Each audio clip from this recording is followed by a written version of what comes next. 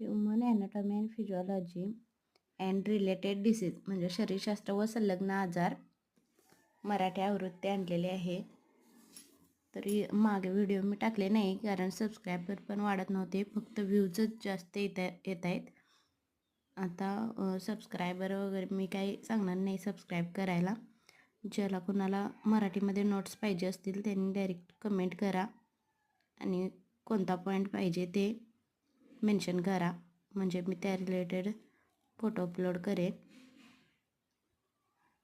बाकी सगळ्या विषयांची पण मराठीमध्ये मी पुस्तकं घेतलेले आहेत. ज्यांना कोणाला खरंच गरज आहे त्यांनी कमेंट सेक्शनमध्ये जाऊन कमेंट करा.